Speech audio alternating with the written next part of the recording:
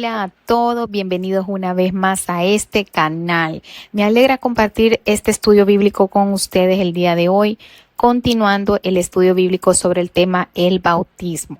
En este segundo clip hablaremos sobre Juan el Bautista y el por qué Jesús se bautizó, entre otros temas muy importantes. Comencemos. Vámonos primero al libro de Marcos, capítulo 1, versículo 2 al 5. Como está escrito en Isaías el profeta: He aquí yo envío mi mensajero delante de tu faz, el cual preparará tu camino delante de ti.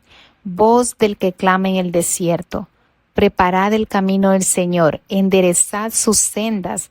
Bautizaba Juan en el desierto y predicaba el bautismo de arrepentimiento para perdón de pecados. Y salían a él toda la provincia de Judea y todos los de Jerusalén, y eran bautizados por él en el río Jordán, confesando sus pecados. Este era el ministerio de Juan el Bautista: ir delante del Mesías y prepararle el camino. Y su mensaje era simple, resumido en una palabra: arrepiéntanse. Entonces el versículo nos dice que eran bautizados por el profeta con un bautismo de arrepentimiento que conlleva la remisión o el perdón de sus pecados. Bautizados en agua para el perdón de los pecados, dice. Y el propósito de esto era preparar el camino para la llegada del tan esperado Mesías de Israel, Jesús de Nazaret. Creo que es muy significativo que Jesús no pudiera venir, que Dios no le permitiera venir hasta que los corazones de su pueblo hubieran sido preparados mediante el arrepentimiento. Y me inclino a pensar, hermanos, que lo mismo ocurre con la segunda venida de Jesús. Los corazones del pueblo de Dios deberán ser preparados mediante el arrepentimiento. Creo que de cierto modo el mensaje crucial es el arrepentimiento. El ministerio de Juan fue también un vínculo dispensacional muy importante entre dos periodos diferentes de la intervención de Dios, o dos dispensaciones diferentes, digamos. La dispensación de la ley y los profetas, por una parte, y la dispensación de la gracia y el evangelio que vino con Jesús. Así que Juan es una figura crucial en el desarrollo de todo el propósito de Dios.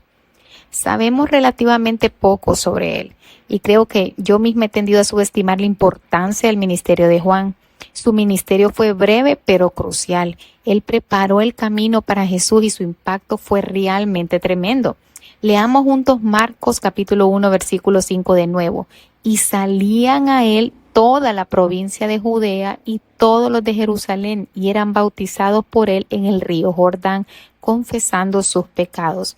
Así que en un periodo de tiempo breve llegó sin duda a cientos de miles de personas, toda la población de Jerusalén, de Judea, etcétera, de los alrededores. Así pues, un hombre, imagínense ustedes, vestidos con una túnica de pelo de camello, se adentró en el desierto solo y todos salieron a su encuentro.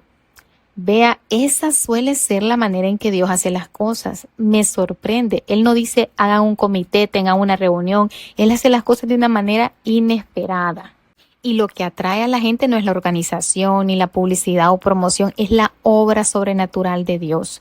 Donde arde el fuego de Dios, ahí irá la gente. No importa el lugar, la personalidad del predicador, no importa si es estudiado o no. Hasta donde sabemos, Juan el Bautista no tuvo ninguna formación teológica, pero fue un hombre inspirado por Dios. Y Jesús le dijo más tarde a la gente de su tiempo que él era una luz que ardía y resplandecía, y ustedes quisieron regocijarse en su luz. Pero lamentablemente aquellas personas a las que Jesús se dirigía nunca sintieron ese fuego. Fueron hacia la luz, recibieron el beneficio de la luz, pero nunca prendieron el fuego. Las palabras que Jesús le dedica a Juan son muy poderosas. Él era una luz ardiente y resplandeciente. Y es científicamente cierto que si quieres brillar, debes arder. Si queremos brillar para Jesús, tenemos que arder por Él. Hermanos, siempre oremos, pidámosle a Dios que donde nos ponga seamos una luz ardiente y resplandeciente en medio de cualquier oscuridad. Y retomando, les decía que el bautismo de Juan fue para el perdón de los pecados. Él fue el vínculo dispensacional entre la ley y los profetas y entre el evangelio y la gracia. Jesús lo deja claro en Mateo 11, versículo 13. Porque todos los profetas y la ley profetizaron hasta Juan. O sea, Juan marcó el final de esa dispensación.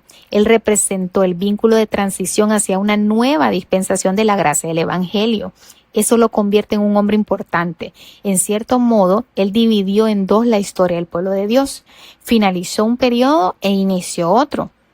Ahora, el bautismo de Juan requería tres cosas de las personas que venían a ser bautizadas. Vamos a enumerarlas. Número 1, era un bautismo de arrepentimiento.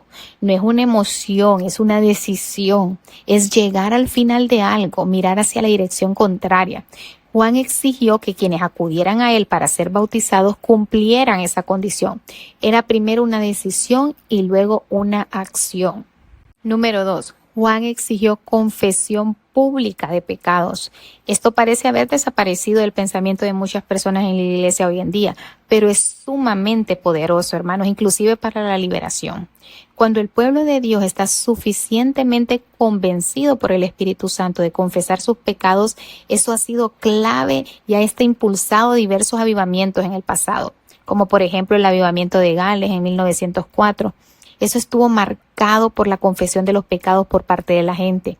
Y Juan dice en su primera epístola, el otro Juan, ¿verdad? El apóstol, si confesamos nuestros pecados, Él es fiel y justo para perdonarnos nuestros pecados y limpiarnos de toda maldad.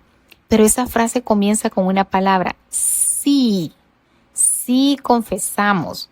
Algunos de ustedes harían bien en ponerse a solas con Dios, abrir sus corazones al Espíritu Santo y decirle, Dios, muéstrame qué necesito confesarte, porque si confesamos, Él nos perdonará.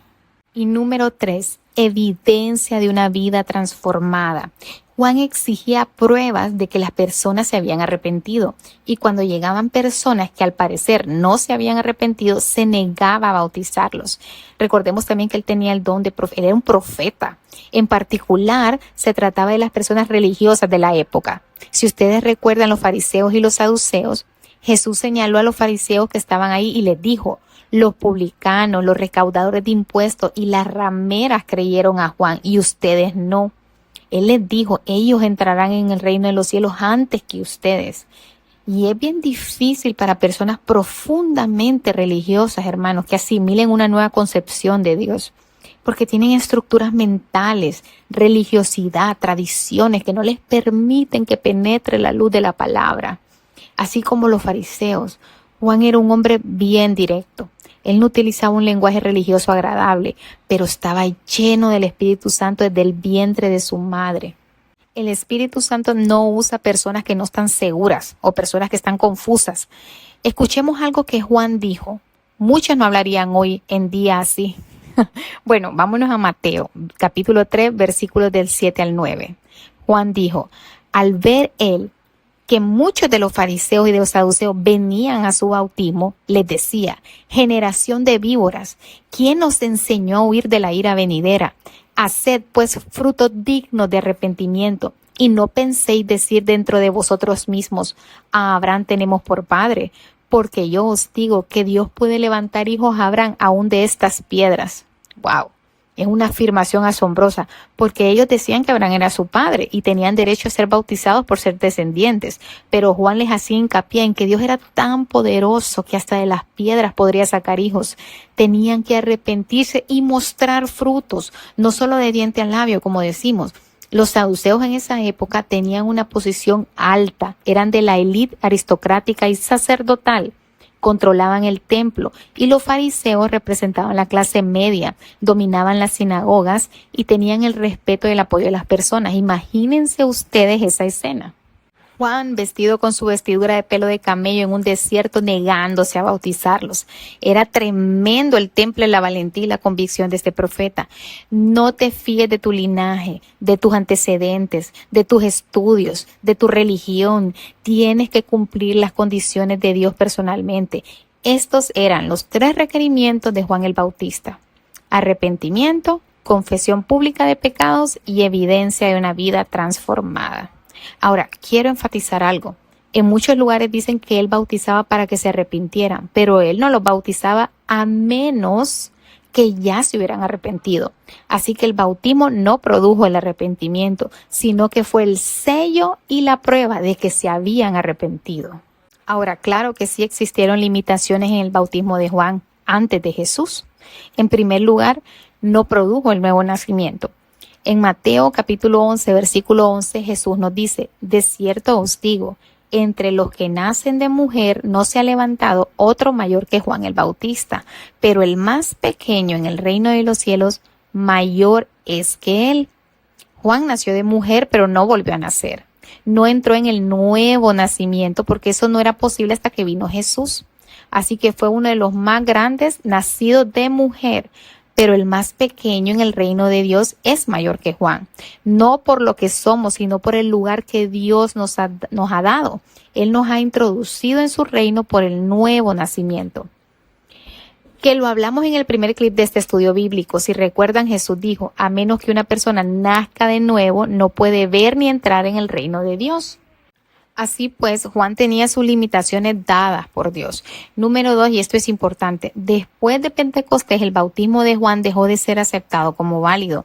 Esto se revela en el libro de Hechos, capítulo 19, versículos del 1 al 7. Leamos. Aconteció que entre tanto que Apolos estaba en Corinto, Pablo, después de recorrer las regiones superiores, vino a Éfeso y hallando a ciertos discípulos, les dijo: ¿recibisteis el Espíritu Santo cuando creísteis? Y ellos le dijeron: ni siquiera hemos oído si hay Espíritu Santo. Entonces Pablo les dijo: ¿en qué pues fuisteis bautizados? Y ellos le dijeron: en el bautismo de Juan. Y dijo Pablo: Juan bautizó con bautismo de arrepentimiento, diciendo al pueblo que creyesen en aquel que vendría después de él, esto es, en Jesús el Cristo.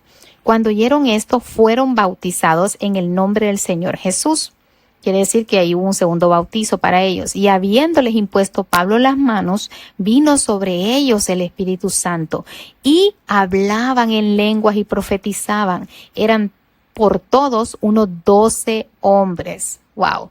¡Qué palabra, hermanos! De esos versículos que derriban fortalezas mentales, argumentos religiosos sin validez, que nos abren los ojos a la realidad espiritual y a los 2 bautismos vigentes desde la resurrección de nuestro Señor Jesucristo. Ahora les pregunto, ¿recibieron ustedes el Espíritu Santo cuando creyeron y fueron bautizados? Este versículo nos confirma que se puede ser bautizado y creer, pero no recibir el Espíritu Santo. Y luego hace un descubrimiento. Ellos ni siquiera habían escuchado el Espíritu Santo.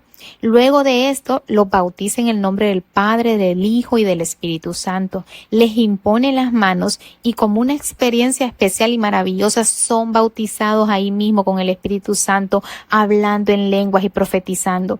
Y más adelante en el versículo 9 dice: pero endureciéndose algunos y no creyendo, maldiciendo el camino delante de la multitud, se apartó Pablo de ellos y separó a los discípulos, discutiendo cada día en la escuela de uno llamado Tirano.